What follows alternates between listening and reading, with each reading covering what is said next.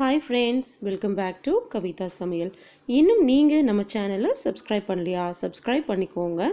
அப்படியே பக்கத்துல இருக்க notification bell-ஐயும் click பண்ணிக்கோங்க. அதுல ஆல்ங்கிற ஆப்ஷன் இருக்கும், அதையும் press பண்ணிக்கோங்க. அப்பதான் நான் அப்லோட் பண்ற வீடியோஸ் எல்லாம் உங்களுக்கு உடனே நோட்டிஃபிகேஷன்ல வரும். இன்னைக்கு நம்ம பார்க்க போறது ஒரு ரொம்ப சூப்பரான கேசரி.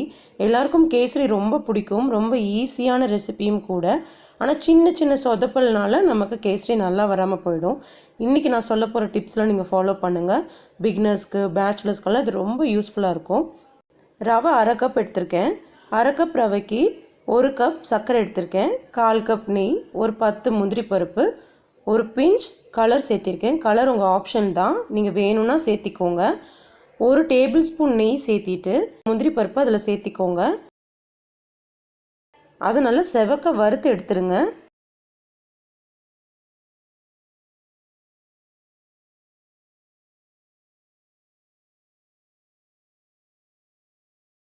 ரவையை விட 2 மடங்கு நம்ம சர்க்கரை எடுக்கணும், அவ்வளோதான். அதே நெய்யில் ரவையை சேர்த்தி கரெக்டாக 2 நிமிஷம் நீங்கள் வறுத்து எடுக்கணும். மீடியம் ஃப்ளேமில் வச்சுக்கோங்க, ஃபுல் ஃப்ளேமில் வைக்க வேண்டாம், கரிஞ்சு போயிடும். மீடியம் ஃப்ளேம்லேயே நல்லா வறுத்து எடுத்துக்கோங்க.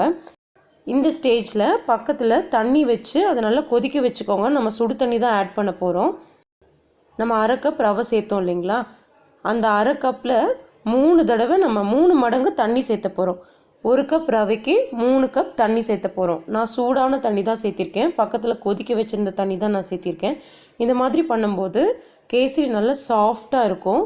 தண்ணியிலே நீங்கள் கலர் சேர்த்திக்கோங்க, அப்போ தான் உங்களுக்கு ரெசிபி ஃபுல்லாக ஒரே கலரில் இருக்கும். நீங்கள் செஞ்சு முடிச்சதுக்கப்புறம் ஆட் பண்ணிங்கன்னா அங்கங்கே திட்டாக தெரியும், அது நல்லா இருக்காது. கொதிக்கிற தண்ணியிலே நீங்கள் கலர் சேர்த்திக்கோங்க. கலர் சேர்த்துனதும் ரவையை உடனே சேர்த்திக்கோங்க. தண்ணி கொதிக்கும் போது நீங்கள் ரவை சேர்த்துனீங்கன்னா தான் உங்களுக்கு கட்டி தட்டாது.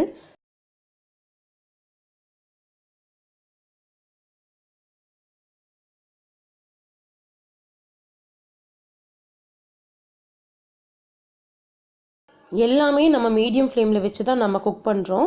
அதை க்ளோஸ் பண்ணி ஒரு 2 நிமிஷம் வேக விட்டுடுங்க.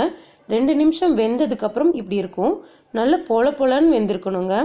நம்ம சுடு தண்ணி சேர்த்துனா மட்டும்தான் இந்த மாதிரி இருக்கும். கண்டிப்பாக 1 கப் ரவைக்கு 3 கப் தண்ணி தான் நம்ம சேர்த்தணும். உங்களுக்கு சர்க்கரை ரொம்ப பிடிக்கும், நீங்கள் ரொம்ப ஸ்வீட் விரும்புவீங்க அப்படின்னா அதை ஃபுல்லாக நீங்கள் சேர்த்திக்கலாம்.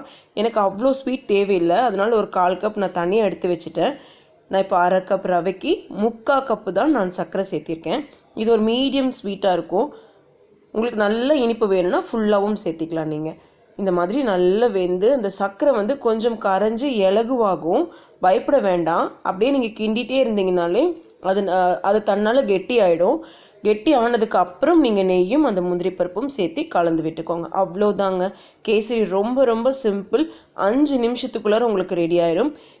நான் சொன்ன டிப்ஸ்லாம் நீங்கள் ஃபாலோ பண்ணிங்கன்னா உங்களுக்கும் எப்போ செஞ்சாலும் பர்ஃபெக்டான கேசரி கிடைக்கும். இந்த ரெசிபி உங்களுக்கு பிடிச்சிருக்கும்னு நினைக்கிறேங்க.